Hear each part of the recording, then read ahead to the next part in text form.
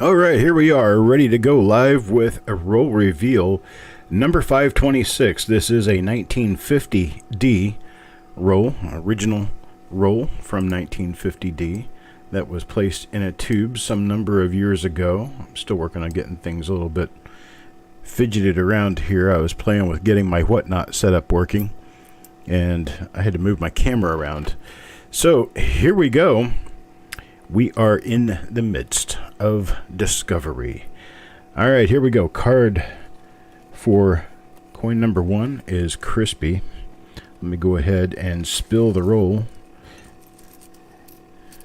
and get coin number 1 out, and we'll take a look at it here. Got a couple of double die obverses, mostly repunchment marks to be watching for in 1950D. Although I am going to check the first 10 coins on the reverse just to see that we're not missing anything we should be looking for. Try to get everything all focused in just right here. All right, there we go.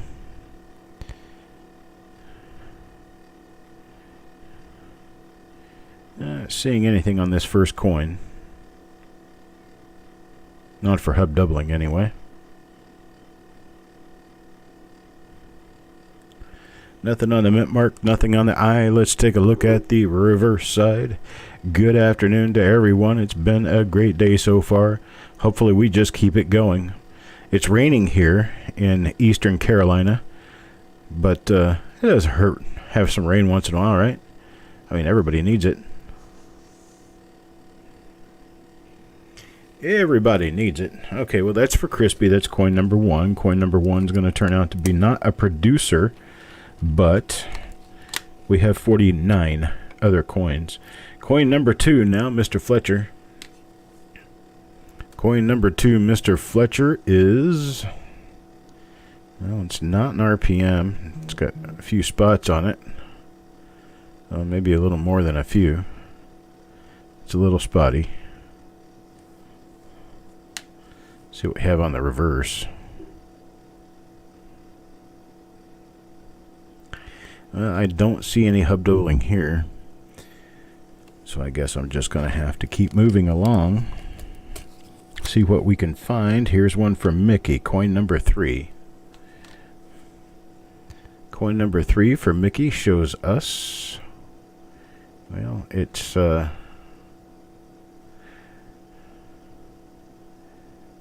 going to be an RPM. One of the nicer double dies for 1950 actually shows in Liberty. So we'll be watching Liberty closely for doubling. It's either to the north or to the south. I can't remember which one right now. But here's the reverse.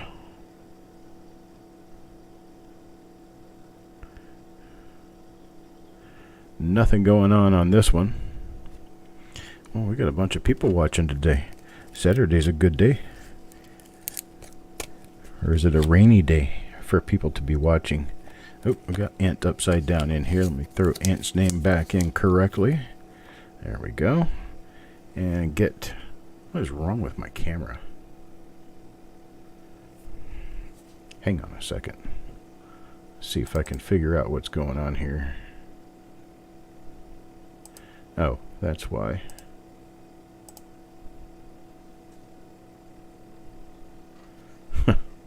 Now I've got to reset it.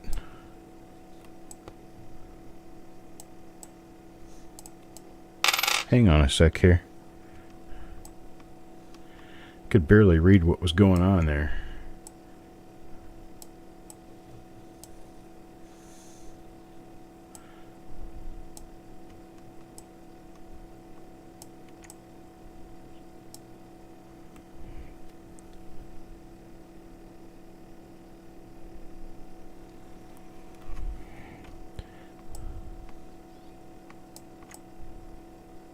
There. How about that? Far better. I just noticed that as I was flipping that over, and I thought, well, wait a minute, that doesn't even look right. That's not even close. When's the next time you can buy spots in the rolls, still trying to figure everything out?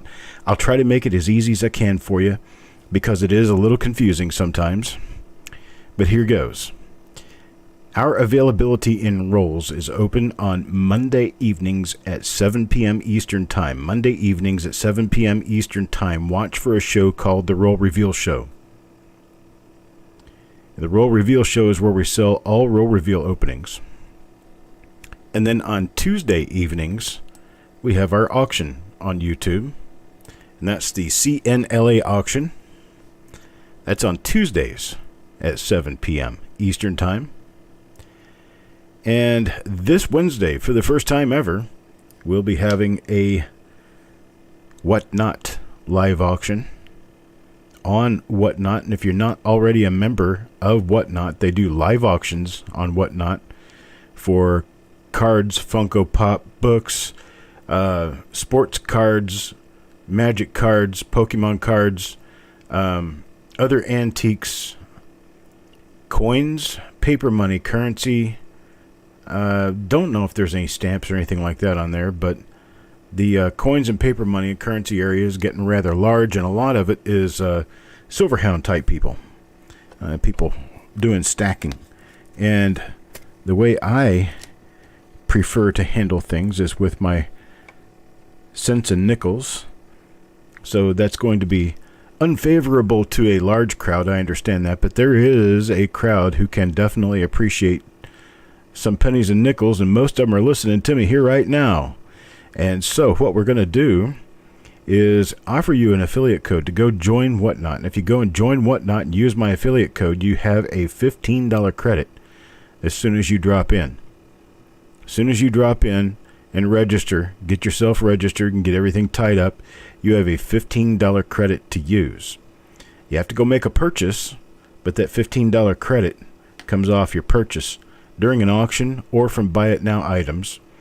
Buy Now items, I do have a few up on my channel right now. My channel is Copper Coins on Whatnot, but what we're going to do is schedule this live for Wednesday. Try this live and see what happens. What I'm going to do is put 10 or 15 different items, I believe, into the Buy Now section of my channel.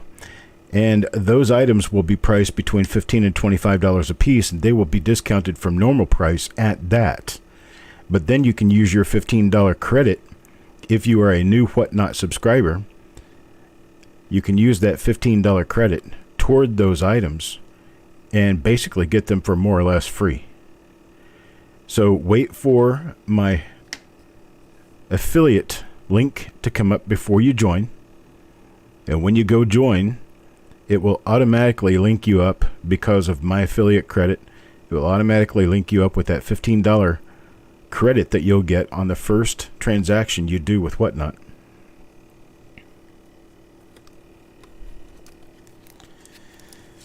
Did you see anything up there, Roy? You see everything that you're supposed to see there?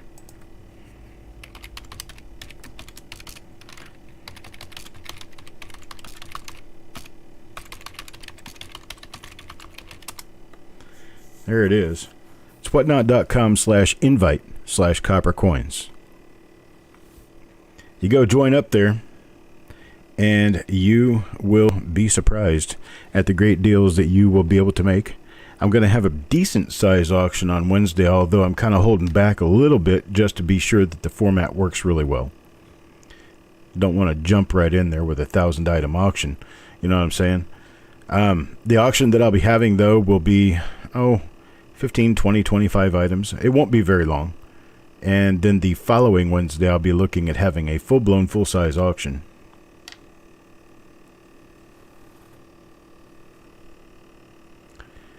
I have never been bombarded with anything from Whatnot on the Whatnot app. So I don't think, it's not like HighBid. HighBid allows the sellers to bombard you with emails about their auctions for which you have no recourse. You cannot opt out of them. I control all the email that comes out of my channel from Whatnot to you. And so I don't send a bunch of bull through email. Basically, I just remind you when shows are coming up, and that's it. Tell you what's up for auction, and that's it. Your choice as to whether you want to go. I do as good a job as I can possibly think of doing at not creating any sort of a high-pressure sales environment in what I do. I try to leave everything up to you with regard to the value, pricing, and everything else. All I do is pick what goes on the show and run it. And so I do the best I can to make sure that I end up with loyal customers. Now, here's how you end up with loyal customers. It's not really a big secret. You treat people right. You give them prices that work. You get their items to them in good shape, good condition, and for the cheapest price that you can possibly get it to them for. You make your money, and you keep going, and you move on. That's how you keep loyal customers. You treat them right. You make sure you give them the right prices. You make sure you treat them with respect, and they'll come back. So it's Whatnot. Whatnot is the app. You can use that link as an affiliate link. I also have a QR code I guess you could use with your phone. I'm just not quite as linked in with the whole phone idea stuff. But the QR code, I'll place the QR code up on the screen here before too long. Let you guys see it. We're just going to get a little deeper into this first. I'm not seeing anything on these coins yet. That doesn't mean there won't be anything, but I'm looking at a bunch of uncirculated reg coins that appear to be at general standard for an uncirculated roll. They're not especially beautiful. They're not horrible, but they're just kind of there. And it does not appear that we're coming up with much for RPMs. Or double dies, for that matter. Hang on just a second. There we go. That's a minor double die, but it is, or minor RPM, but it is one. We'll take it. We'll take it. It's a double split serif, split upper and lower serifs. We'll take it. Something, an announcement I need to make about Eric. Eric has family in town visiting right now, and they are going to be busy for the next 3 or 4 days. So Eric will not be participating in creating any new reveals for this coming week. He has 2 reveals that he'll be doing toward the end of the week. And he just needs a little bit of breathing room for a little while he visits with his family and gets everything caught up on the reveals that we already had going. So I will be doing all the reveals for this coming week. I have probably 2 or 3 new rolls I can stick in. Not a whole lot because I need to slow down just a little bit too. I enjoy doing the reveals, but the problem is getting to the point where I can actually do them is kind of hard, grueling work. It takes about 20 to 30 minutes to set up every one of them. And if you want to do more than one in a day, you have to do a lot of setup before that day.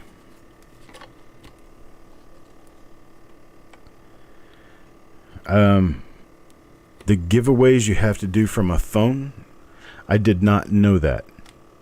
I did not know that. I can call and find out from my rep what the overall story is on that. There is an RPM for you. A nice looking RPM. This one has a little bar right in the middle, but it also has split serifs, so it's going to be a tripled mint mark. You have a little die scratch right inside the front of the 9 right there. Make this one a little easier to detect. Other examples. Go back up and look at that. Yeah, you have a die scratch, 2 die scratches between the T and R, and then one off the corner of the T headed southwest. So we'll see what we can do about the possibility of coming up with another example of this particular die. I do believe it may match the one that we've already found.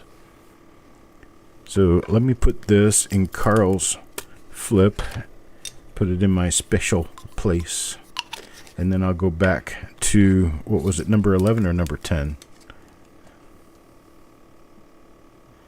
This is number 11. It was not number 11, it was number 10. I forgot to pull it out. This one goes to Sissy. That's it right there.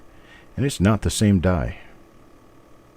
I don't believe this to be the same die The other one, the D was a little closer to the 9 and the 5 and the date. Let's go back and take a look at it again. And it was.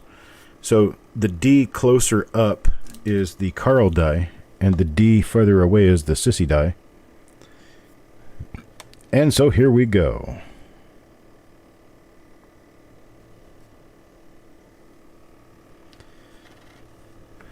I do know that a lot of these apps that they're coming out with these days, like stuff like Whatnot,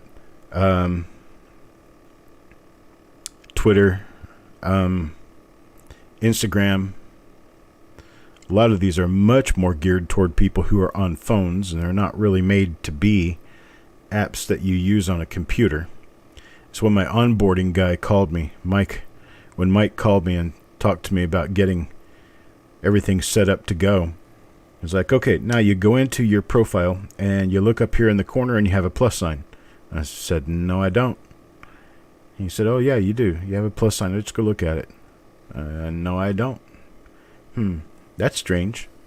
Are you looking at this on a phone? I said, no, sir, I'm not. He said, oh, okay. Well, you can do it from a computer, but it's easier to do from a phone. I said, that depends on who you are.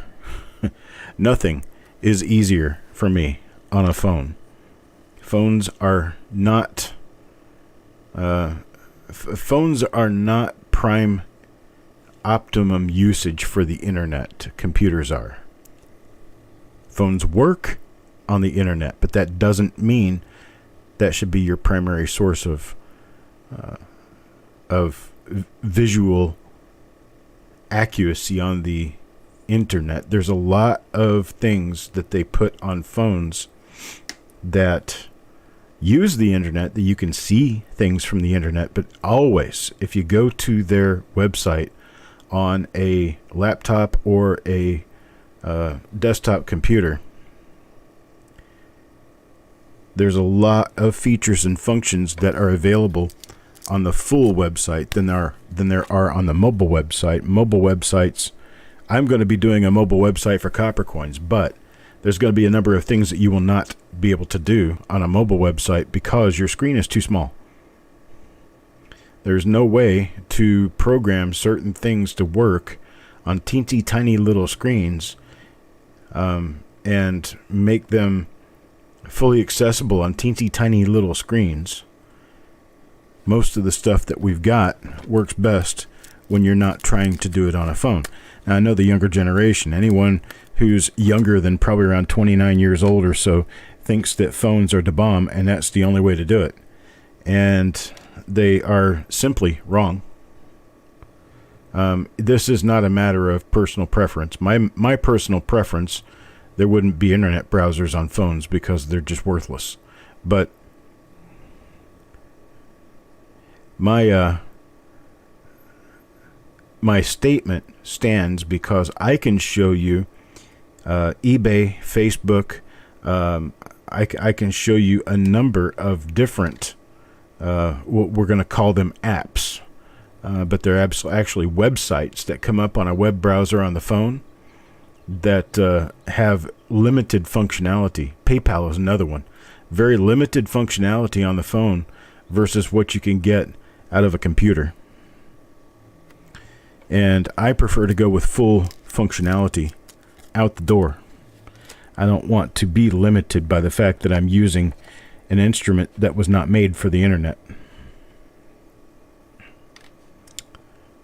And as long as phones stay as small as they are and get smaller, because the new phones are actually smaller than older phones, we went through this period with smartphones where getting the bigger and bigger screens was the way to do it. And then people started complaining because the pieces were too large to stick in your pocket and carry around. So now they're making them smaller again.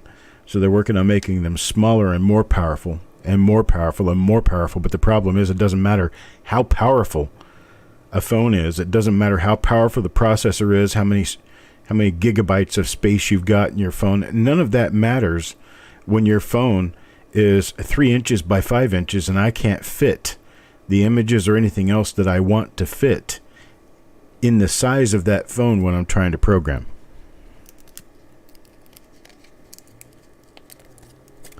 So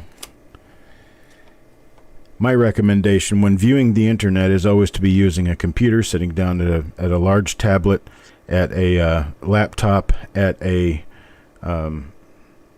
real PC or Mac with real monitors hooked up, or monitors hooked up. Anyone just using a phone to do everything they do on the internet is losing a lot of functionality that they may not realize they're losing because, well, that's all they know. But I can guarantee you are losing a ton of functionality by using only a phone. That's all I'm going to say about that. Because I know there's a lot of younger people that's the way they want to do it. That's correct, and that's all there is to it, but that's just not true. I am up to coin number 19, Surreg now, and I still haven't found but a couple of examples of minor RPMs. Just a couple of examples, though. Not much. Still looking to see what we can come up with here. Well, I pretty much my basic synopsis on this is that what I'm saying is not an opinion. It's a simple fact. And if you disagree with the simple fact, it's only because you don't want to buy a computer. You want to sit and look at the internet on your phone. You don't care that there's better functionality through a PC. It doesn't matter one way or the other. All I can tell you is that it is irrefutable that if you're viewing a lot of websites, I know how to program websites, and I know how to program websites that'll work on phones.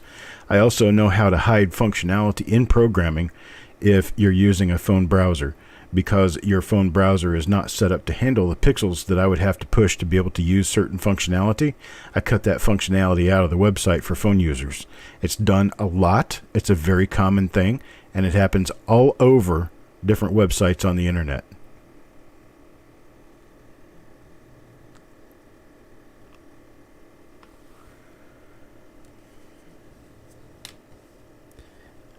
And Tyler, you may not notice it if all you're doing is just looking at stuff here and there and just using it basically casually. But if you ever try to run a business or do broadcasting or try to do anything really, let's say, complicated through some of the websites on the internet, you'll never find it on a phone because it's simply not available. For instance, on YouTube, on my phone, I still do not know how to find, nor can I, reschedule a program. So if I've got a stream set up and I'm out someplace and I get caught up in traffic, I can't go in and reschedule my stream that I've already created using my phone. I know exactly how to do it easily using YouTube Studio on my computer, but even YouTube Studio on the phone does not allow you, that I can find, does not allow you to reschedule streams that are scheduled for the future.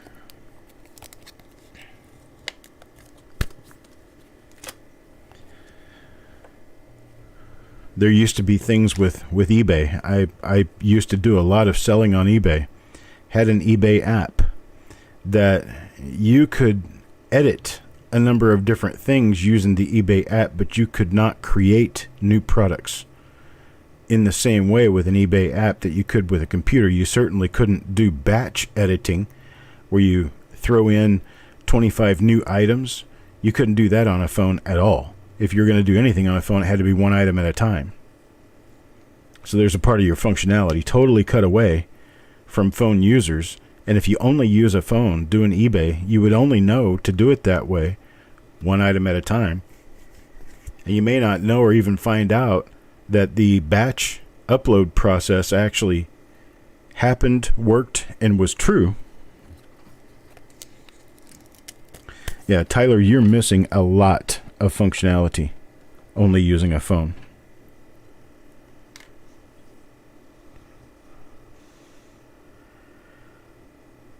And it's not because of power.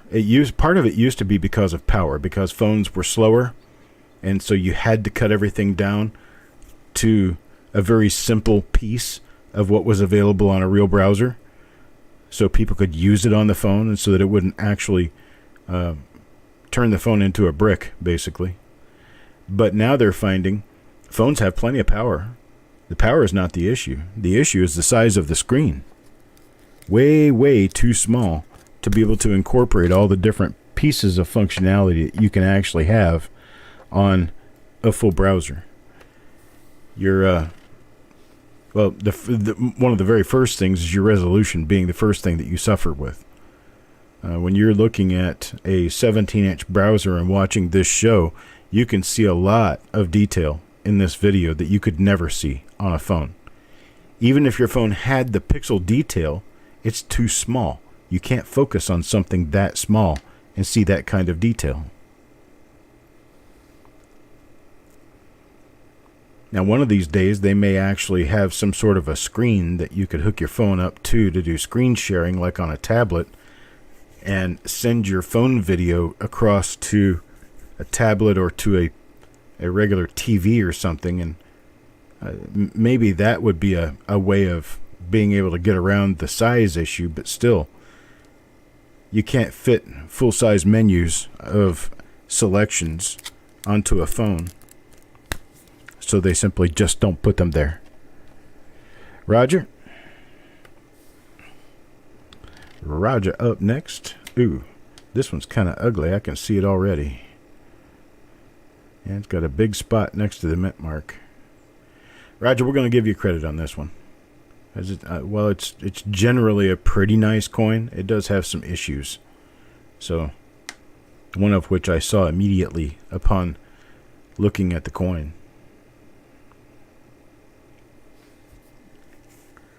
But it's okay. I will have to extend my timing just a little bit on the second show for today, simply because the first show is running over just by a little bit because I had to do a lot of finessing to get this to work. Right now I'm writing Roger down to get credit.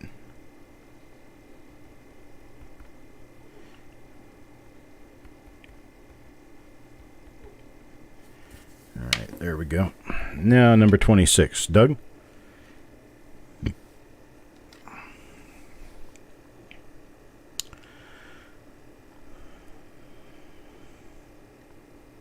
Picked up a couple of new boxes of rolls.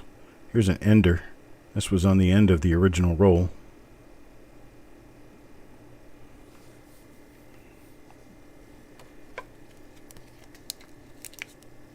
That was damage on the coin.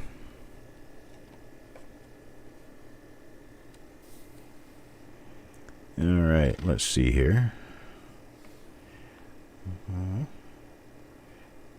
Yeah, so when I find an RPM in this stuff, it should pop out. You should be able to see it pretty well. I'm working on trying to get new equipment. Once I get some new equipment, things should actually look even better, or sound even better, because I'm going to get another microphone that's actually made for this kind of broadcasting. I don't think this microphone is a very good one, because as soon as I turn my head away, you guys can't hear me at all, and I'm just as close to the microphone as I am right now. I don't like that. I prefer that microphone pick up my voice regardless of exactly which direction my head is turned. I think I may have an RPM here. It looks like I could have an RPM here. Something on the inside of the mint mark. Certainly looks like it. Looks like I have an RPM. Got a die scratch coming straight up out of the 9. Headed almost due north. Well, Robert Duty Heavy Duty Prospecting. How you doing? Haven't seen you in a while. Absolutely. Hope everything's going okay with you. Hope you're finding lots of rocks to wash. Wanda? Wanda up next.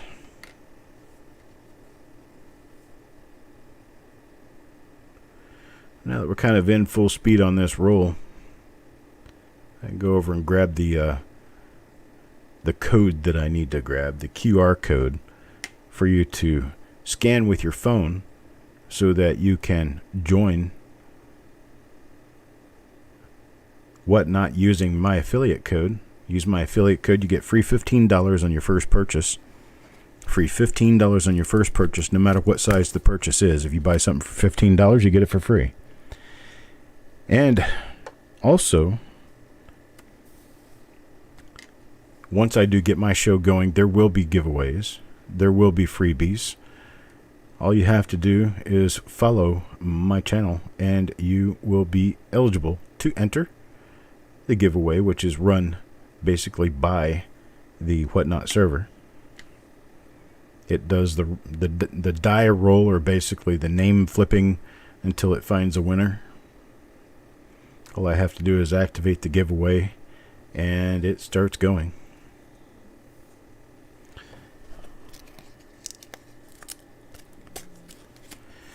Here, let's see if I can find it here real quick.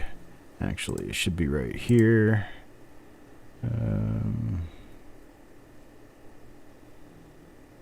Where did it go? Here it is.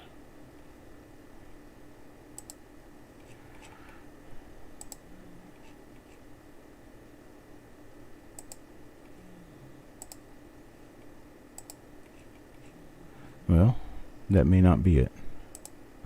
Check again here. Nah, I'll have to get it out. I have to get it out and get it figured out. I'm not seeing it right away. It's probably just because I'm looking for it. As soon as I quit looking for it, I'll be able to find it without a problem.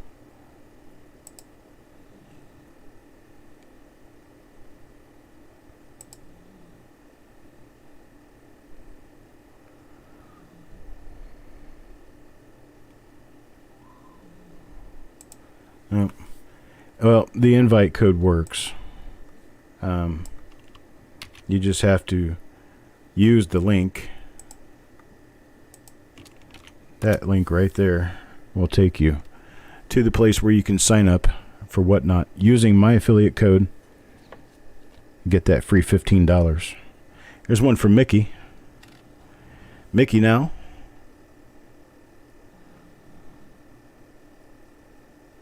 You know, it appears not to have die variety qualities.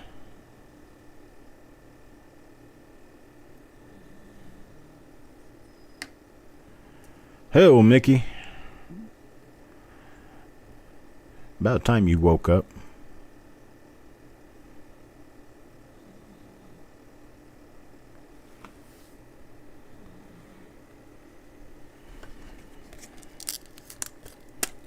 Alright, that one didn't have anything on it, unfortunately. We're going to move on to Paul here, coin number 32.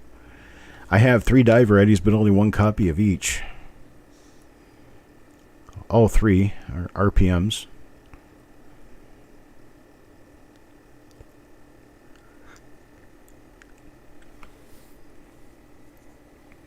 Haven't really seen anything else yet. There's Deanne. Deanne. Let's look for an RPM on Deanne's coin. And, well, it does appear that we have found an RPM. That one's got a little chip inside the 5 of the date, so it shouldn't be very hard to find if it has been listed.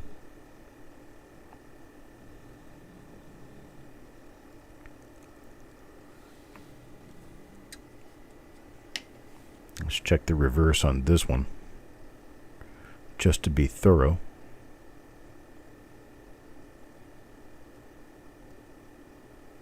Nothing. But Deanne did get an RPM. It is yet a different die, it appears. I have 4 different dies now. Sissy owns 2 of them. Carl 1 and Deanne 1 now. We're on coin number 34. Sureg. And for Sureg, we have what appears to be a normal coin.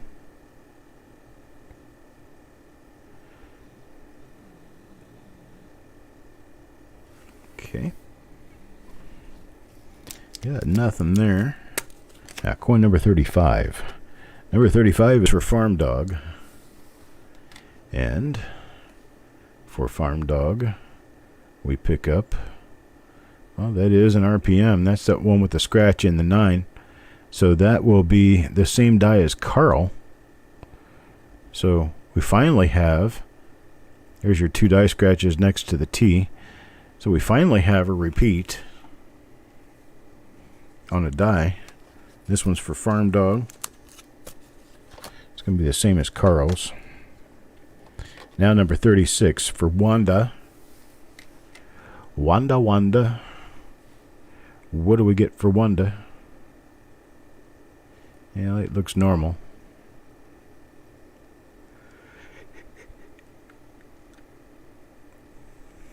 Not finding anything there.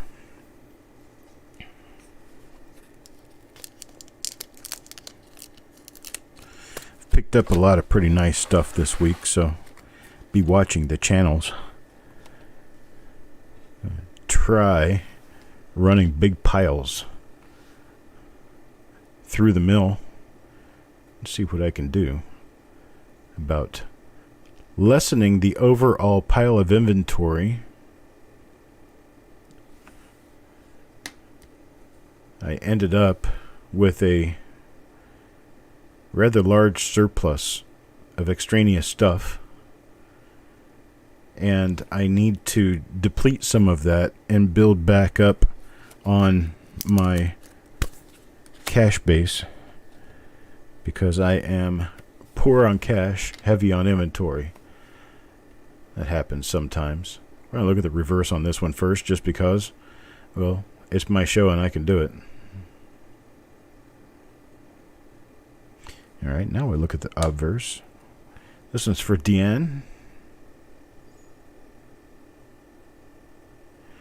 We do not have an RPM here.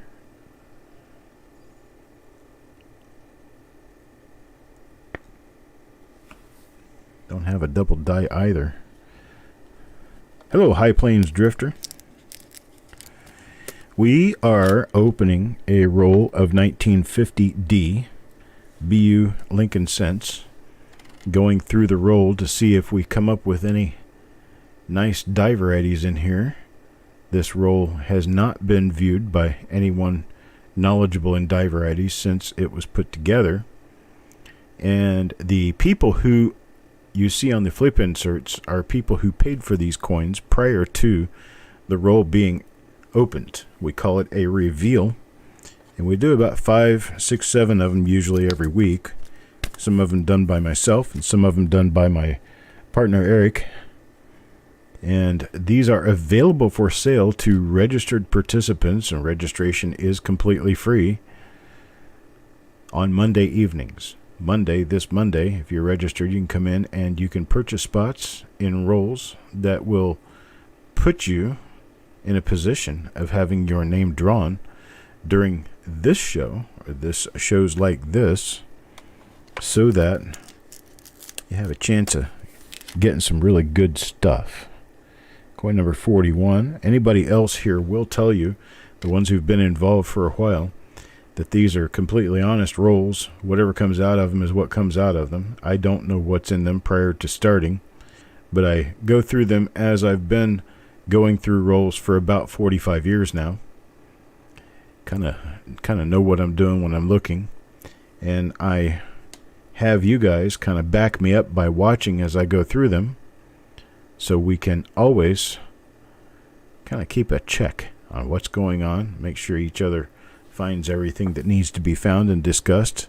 Do a little bit of education as well, along with a fair amount of talking I'm sure you've picked up. Mark? So I welcome you to the channel. Grab yourself a coffee, a soft drink, or a beer, and lean back in the easy chair and enjoy the show. Let's see. I've still not found... I found 4 different relatively minor RPMs, no double die reverses. I don't think double die reverses are really highly well known for 1950D anyway, so I think it would be a revelation for us to find anything. Here's Parviz. Get Parviz out now. I have two more reveals to do today. They're going to come one in succession right after the other. However, I do have to take about a 10 to 15 minute break between shows so that I can get set up for the next show, get myself a refreshment on my drink, and be ready to move along. Right now I'm on coffee just because it's a kind of a chilly, rainy day outside, and it feels like a warmth day. So kind of parching myself with coffee and then drinking a gallon of water after. But of course, we also know what that generates. A need for a break every hour.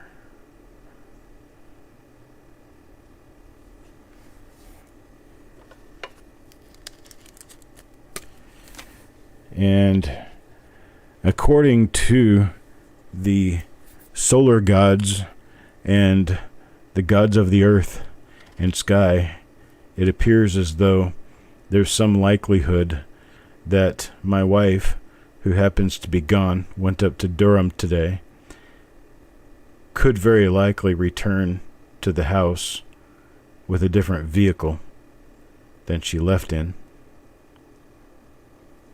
which I have always summarily disagreed with, but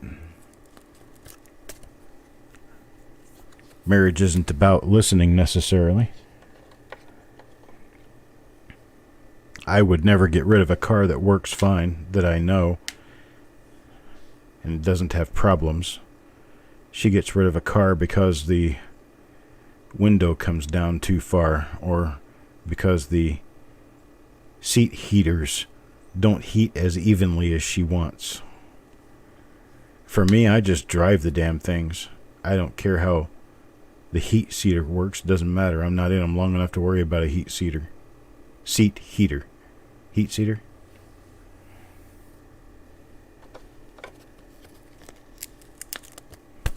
You got snow flurries in St. Louis. That's just ridiculous. This is the end of April, folks. We're not supposed to have snow flurries in Missouri at the end of April. There's another really minor one. I don't know if that's going to be listable. That looks like it's running way too minor for us, but it is on the lower serif. I have to actually come in a lot closer to the coin and bring up the lighting just so you can see it. But there it is. There's a small split right there in the lower serif. I don't think we're going to call that much of anything other than the bluegill that got put back in the water.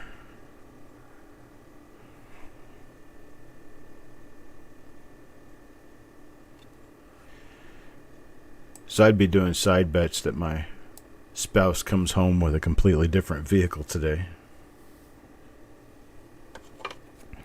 That's Mark, number 47. Now number 48. I've been driving the same beat-up Hyundai Santa Fe since 2014. It's a 2011 model. It was 3 years old when I got it. And yeah, it looks like hell, but it's paid for. It's mine, and it drives very well. And man, I tell you, that thing turns on a dime. I could pull out from one parking spot and pull straight into two parking spots over. I don't know very many cars that have that kind of a wheelbase, especially one that'll pull a ton worth of coins.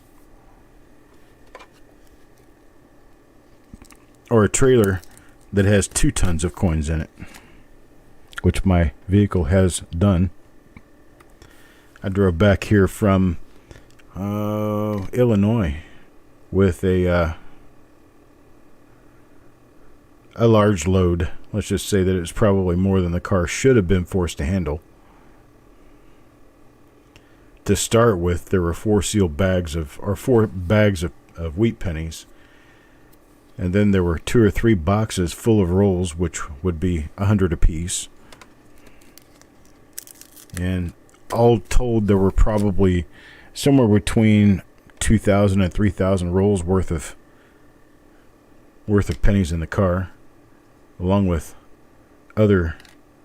I had a card file cabinet in the back. Brought it home.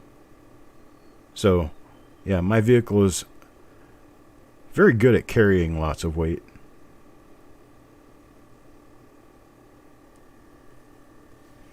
Alright, that's the end of that roll. It looks like I've got 4 different RPMs, probably 1 to 2 copies of each. It's not that productive of a roll, but not horrible either, I guess. We could have ended up with nothing at all. At least we had something minor to look at. There's the remainder of the coins, and we have the die varieties are very sparse, but here they are. Got 5 of them in there. Alright, folks, give me about 10-15 minutes, and I'll be back with the next show. The next show is going to be reveal number 527. I believe 527 is going to be a 54S roll, I think. Anyhow, I'll see you when we get there. Have fun.